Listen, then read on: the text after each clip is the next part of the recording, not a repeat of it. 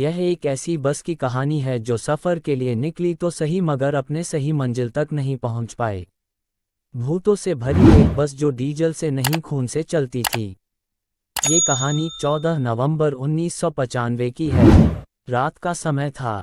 चारों ओर अंधेरा, कोहरे से भरी हुई सड़क और ठंड का मौसम था। चीन की बस नंबर 375 अपने निर्धारित समय पर युआन मिंग वान्स बस टर्मिनल से फ्रेग्रेंट हिल के लिए निकलती है।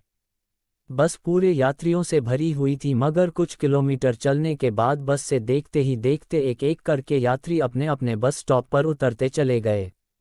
अब बस पूरी तरह से खाली हो चुकी थी।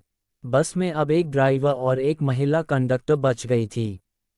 फ्रेग्रेंट हिल का सफ़र अभी लंबा था क्योंकि अभी और 7 स्टॉप बचे हुए थे। लगभग आधी रात का समय हो चुका था। चारों ओर शांति। जिस रास्ते से यह बस जा रही थी वह रास्ता भी गांव और जंगलों के बीच से होता हुआ जा रहा था। एक दो स्टॉप के गुजरने के बाद बस नंबर 375 समर पैलेस के बस स्टॉप पर रुकती है। बस स्टॉप पर एक वृद्ध महिला, एक 19 साल का लड़का और एक कपल खड़े थे। बस रुकते ही वे लोग बस में दाखिल हो जाते हैं। यंग कपल जो थे वह ड्राइवर के पीछे वाली सीट पर जाकर बैठ जाते हैं और लड़का साइड वाली सीट जो बस के गेट के पास होती है वहां जाकर बैठ जाता है और वृद्ध महिला उस लड़के के ठीक पीछे वाली सीट पर बैठ जाती है। अब बस में कुल 6 लोग थे, 4 यात्री और 2 बस कर्मचारी। बस अपनी मंजिल की ओर चल पड़ती है। बस के अंदर का माहौल बिल्कुल शांत था। बस जिस रास्ते से होकर जा रही थी उस रास्ते पर कहीं भी कोई इंसान नजर नहीं आ रहा था। बस के अंदर और बाहर एकदम शांत माहौल। इतना शांत माहौल था कि बस की इंजन की आवाज़ यात्रियों के कानों तक आ रही थी। लगभग 4 स्टॉप ऐसे ही गुजरने के बाद बस ड्राइवर को 2 लोग सड़क के किनारे खड़े नजर आए। ये देख पहले तो ड्राइवर ने सोचा बस को नहीं रुकूंगा क्योंकि वह जहां खड़े थे वह कोई बस स्टॉप नहीं था। जंगलों के बीच एक सड़क पर खड़े थे। फिर महिला कंडक्टर के समझाने पर ड्राइवर ने बस रोक दिया क्योंकि यह आखिरी बस थी इस रूट की और उन्हें कोई दूसरा बस भी नहीं मिलेगा। बस रुकते ही वे 2 लोग बस के पीछे वाले दरवाजे से अंदर दाखिल हुए। बस में सफ़र कर रहे यात्रियों और बस कर्मचारियों की नज़र जब उन पर पड़ी तब वह लोग डर गए क्योंकि वह 2 लोग नहीं बल्कि 3 लोग थे। उनमें से 2 व्यक्तियों के चेहरे बिल्कुल सफ़ेद थे, आम लोगों से भी ज़्यादा सफ़ेद, और तीसरे व्यक्ति को उन्होंने अपने कंधे के सहारे देकर खड़ा रखा था। तीसरे व्यक्ति का सर नीचे की ओर था, बाल बिखरे हुए और उसका चेहरा बिल्कुल ढका हुआ था। तीनों लोगों ने चीन के प्राचीन काल के कपड़े पहने हुए थे जो कि बस में सफ़र कर रहे सभी यात्रियों को आश्चर्यपूर्ण लगा। तीनों व्यक्ति बस के सबसे पीछे वाली सीट पर जाकर बैठ गए। बस में अशांति ना फैले इसके वजह से महिला कंडक्टर ने लोगों को समझाया हो सके ये लोग किसी नाटक कंपनी में काम करते हो और देर रात होने के वजह से घर जाने की जल्दी में वे अपना कपड़ा उतारना भूल गए हो। बस नंबर 375 यहाँ से आगे की ओर बढ़ी। अब बस में यहाँ से कुल 9 लोग सवार थे। 6 लोग जो पहले से इस बस में थे, 3 नए लोग अब बस में आ गए थे। बस में पहले से जो वृद्ध महिला सफ़र कर रही थी वह बार बार पीछ की तरफ मुड़ मुड़ कर देख रही थी। अगला स्टॉप आ गया। यंग कपल जो थे वह इसी स्टॉप पर उतर जाते हैं। बस नंबर 375 फिर से अपनी मंजिल की ओर बढ़ती है। अब बस में कुल 7 लोग थे। बस यहाँ से आगे बढ़ती है। अभी भी वह वृद्ध महिला बार बार मुड़कर उन 3 लोगों को देख रही थी। वे लोग उनको कुछ अजीब लग रहे थे मगर बस में मौजूद बाकी सारे लोग अपने आप में व्यस्त थे। महिला कंडक्टर ड्राइवर से बात करने में व्यस्त थी, वहीं वृद्ध महिला के आगे बैठा हुआ लड़का बस की खिड़की से बाहर का नज़ारा देखने में व्यस्त था। करीब 2-3 किलोमीटर ऐसे ही आगे जाने के बाद वृद्ध महिला जोर से चिल्लाती है और अपने आगे बैठे हुए लड़के को एक तमाचा लगा देती है और कहती है कि कहाँ है मेरा पर्स, जल्दी दो। ये सुनकर महिला कंडक्टर वृद्ध महिला की ओर आती है और कहती है, आपका पर्स इसने नहीं चुराया, ये तो आपके आगे बैठा हुआ है। लड़के ने भी यही बात वृद्ध महिला को समझाई मगर वृद्ध महिला अपनी बातों पर अड़ी हुई थी और लड़के को पुलिस के हवाले करने की बात करने लगी। ड्राइवर और महिला कंडक्टर ने वृद्ध महिला को बहुत समझाया मगर वह नहीं समझी और ड्राइवर को अगले स्टॉप पर बस रोकने के लिए बोली। बस रुकते ही वृद्ध महिला ने लड़के का कॉलर पकड़कर घसीटकर नीचे उतारा। बस वापस अपने मंजिल की ओर निकल गई। अपने साथ हुए इस घटना से लड़का बहुत परेशान हो चुका था। लड़के ने वृद्ध महिला से बोला, मैंने आपका पर्स नहीं चुराया और आपकी यह गलत इल्जाम के वजह से मेरी यह आखिरी बस छूट गई।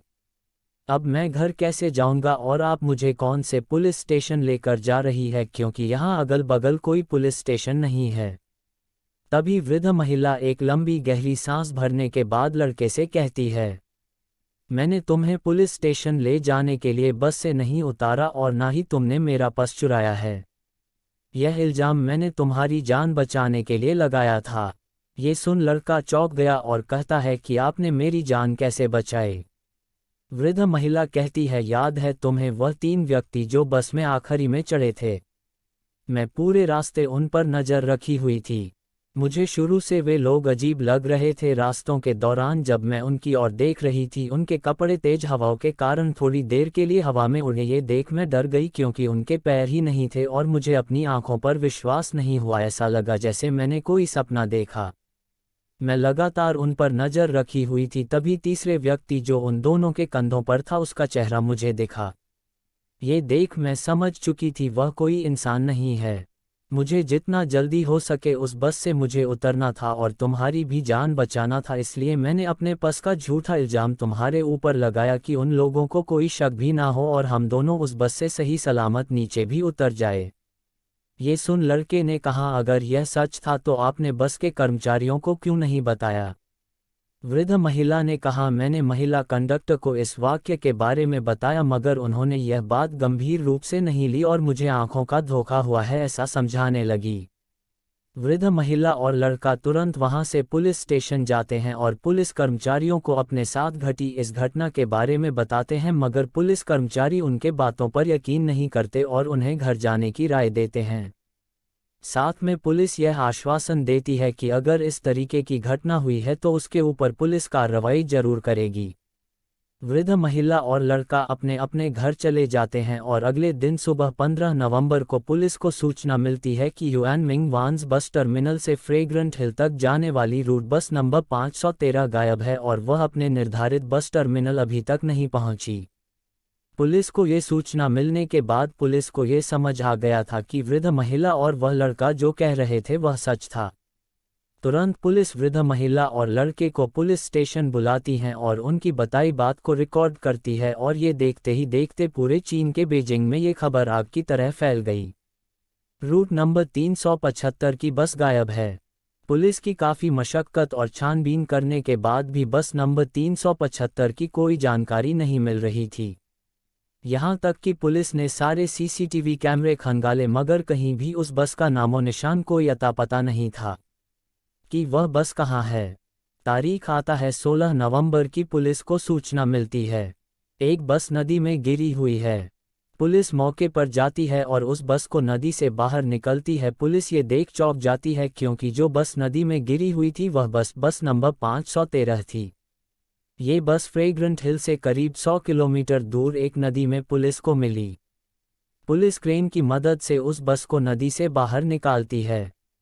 बस के अंदर कुल 2 मरे हुए लोगों की लाश थी, जिनमें से एक ड्राइवर की थी और एक महिला कंडक्टर की। चौंकाने वाली बात यह थी कि उन दोनों की लाशें बिल्कुल सड़ चुकी थी और उनकी लाशों से बहुत बदबू आ रही थी। मौके पर मौजूद डॉक्टरों को ये बात चौंका रही थी कि मात्र 2 दिनों में कोई भी मरे हुए व्यक्ति की डेड बॉडी जितनी नहीं सड़ती। अभी तो और भी बहुत सारी चीज़ें चौंकाने वाली थी। बस के मालिक ने बताया, बस में इतना फ्यूल नहीं था कि वह 100 किलोमीटर आगे तक जा सकती थी। जब पुलिस वालों ने बस की फ्यूल टैंक खोलकर देखा तो फ्यूल टैंक ताजे खून भरे हुआ था। ये घटना 1995 की सबसे बड़ी घटना थी और इस घटना को ग्लोबल टाइम्स के अखबार ने अपने चैनल पर दिखाया था। बाल बाल बचे वृद्ध महिला और उस लड़के को लोग भाग्यशाली समझने लगे। आखिर कौन थे वह 3 लोग? क्या वह सचमुच भूत थे? अगर आपको यह वीडियो पसंद आया हो तो इसे लाइक करें और चैनल को सब्सक्राइब करें। मिलते हैं किसी और वीडियो में एक नई कहानी के साथ।